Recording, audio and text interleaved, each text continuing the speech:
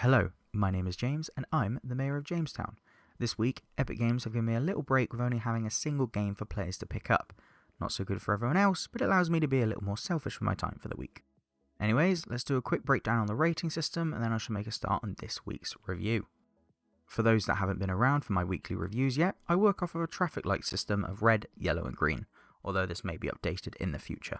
Red is for those games that I really wouldn't recommend bothering to play and would arguably be considered not a good use of your time. Yellow is a comfortable medium where the game is a recommendation for some, all depending on the type of game that you're looking for. I'd argue that these games are worth your time, but aren't a must play right now type of situation. Green is obviously going to be a glowing recommendation and is an award for games I'd argue are a must play / pick up as soon as you can. Usually a lot of fun and most definitely worth every piece of time you put into it. With the ranking out of the way, let's get around to the actual review. So, what actually is this week's game? Well, that would be none other than MudRunner. MudRunner is available on the Epic Games Store for free from the 26th of November 2020 to the 3rd of December 2020. Developed by Saber Interactive and produced by Focus Home Interactive, the game was initially released on the 31st of October 2017 for PC, PS4 and Xbox One. It was later ported to the Switch a year later on the 27th of November 2018 and was released back on July 15th, 2020 for Android and iOS. For the purposes of this review and the fact that it's currently free, I'll be reviewing the PC version of the game. For those that might be unaware, MudRunner is essentially a spin-off sort of sequel to Spin Tires, a game that was renowned for its shockingly well done mud physics, something that no person knew they needed until then. Unfortunately, following a dispute between developer Pavel Zagrebelinj, I apologise if I butchered that, and publisher UV Game Studios, the two parted ways after the project and Pavel went off to work for Saber Interactive, who now have the MudRunner IP along with the sequel, SnowRunner. Bet you can't guess what the sequel features though, can you? After all that extra information dump, what actually is the game? For those that are unaware, the genre is an off-road truck driving simulator with its coveted mud physics that are unlike any other driving game on the market. Even the original trucking simulator, Euro Truck Simulator, can't boast that one. As per the norm, I'll be starting off with the most important part of any game, and that would be the gameplay. With the game being a driving simulator, what exactly is it that you're doing in terms of gameplay though? As the background gameplay should reveal, the game as a driving simulator has you driving around open world type environments, delivering trailers, logs and running over mud, unsurprisingly. In terms of actual gameplay, it's rather simple, but it's the execution of the mechanics that really make this game what it is. More specifically, that would be the mud physics. Let's be real, the reason you're going to play this game is down to this one particular mechanic.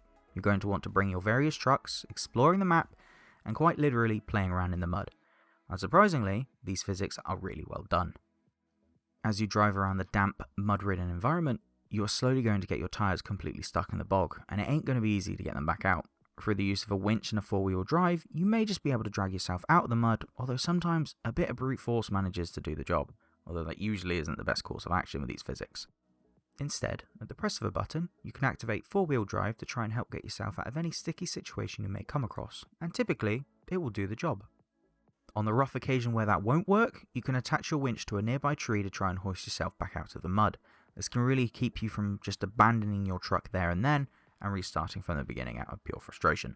Thanks to these physics, it can really create a lot of interesting and unique scenarios that you wouldn't normally expect out of a game like this. Typically, every problem that you're able to get yourself into is the kind of thing you can most assuredly get yourself right back out of again. For those that are looking for this kind of thing, you're clearly going to enjoy this game, but for me personally, it just gets a tad frustrating being stuck in the mud. Admittedly, that is the entire point of the game's physics though.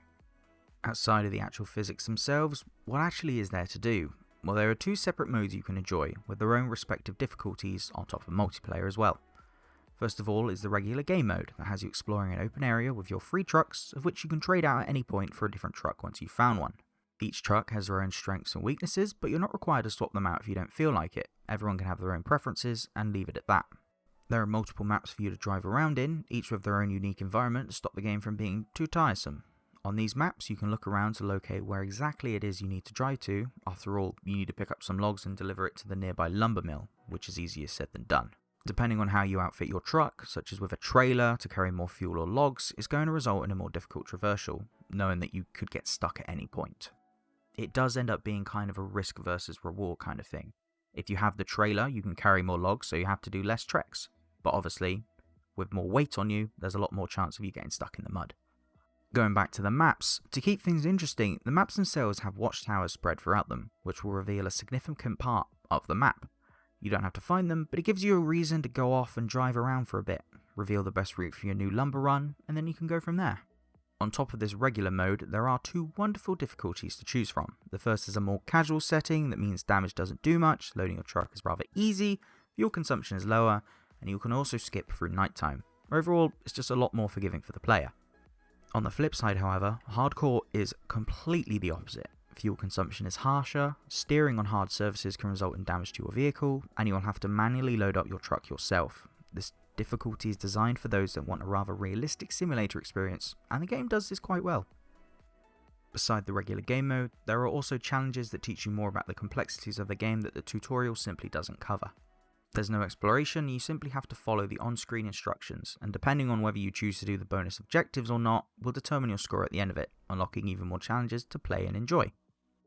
One major issue I will have to admit to finding though, is the game can be rather inconsistent with some of the terrain that you drive over. Most of the time you'll be driving over a very muddied path, and it's more than clear that you're going to have a rough time wading through the mud.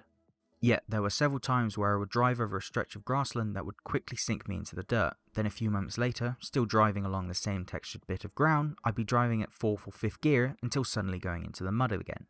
The same ground texture meaning two separate states, mud or no mud, is really confusing, inconsistent, and didn't make me want to explore from anywhere outside the traditional roads, out of fear of getting stuck in the middle of bloody nowhere. Admittedly, this might be the kind of thing that you, as a person, may be loving and looking for. Me, on the other hand, it's just not for me. Visually speaking, the game does a great job with its graphics and visuals overall. Unsurprisingly, with a game that's designed around unprecedented levels of detail with their mud physics, the game is going to look good. In terms of the world design, MudRunner really manages to make a wet, damp environment such as a bog or a swamp look as good as it can possibly be. Before even doing my job in the game, I would end up finding myself getting lost, looking around the environment, seeing what I could discover before promptly being stuck in the mud and starting the whole process over again. Thankfully for these mud physics, they're weirdly satisfying to look at, even if being stuck in the mud ends up being rather frustrating at times. But that's the entire point of being stuck. It's annoying, but damn does it look good.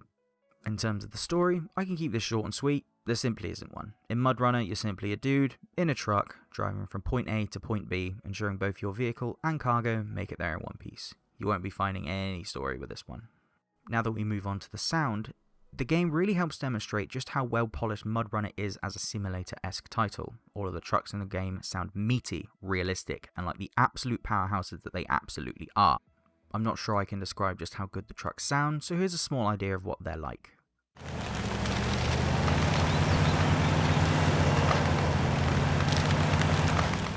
As you can hear, the trucks are no joke, and really give off a sense of power with just the sound alone, which is something you'd really want with a game like this. A glaring issue the game does have though is the absolute lack of music and soundtrack. Nowhere in the game, with the exception of completion of the tutorial and at the lumber camp, there is no music of any kind, and I can't really fathom why this even would be. The only reason I can really think of the developers doing this is for you to just listen to music in the background from YouTube or Spotify or something like that. It's disappointing. It would have been nice to have, something to listen to without me setting it up on my end. In conclusion, MudRunner is going to be one of those games that may be fun for a few minutes for some players, and for others, it's going to be a nice simulator-esque title that could easily take hours and hours of their life. In my opinion though, the game just really isn't for me. In terms of the physics and mechanics, MudRunner is a lot of fun to play around with, but not for long periods of time. Experiencing the mud physics is the number one reason to pick this game up in the first place, but it isn't the type of thing that's going to keep me personally sticking around for any longer than this review. As a result of this, I'm going to have to give the game a traffic light score of yellow. While admittedly the game isn't for me, I can't in good conscience give the game a red, knowing just how well it all plays. Just because it isn't to my taste, the game is far from a waste of time, and who knows, maybe you'll love its quirks where I didn't. Once again, thanks to everyone for sticking around this long. Be sure to like, comment, subscribe, and all that goodness.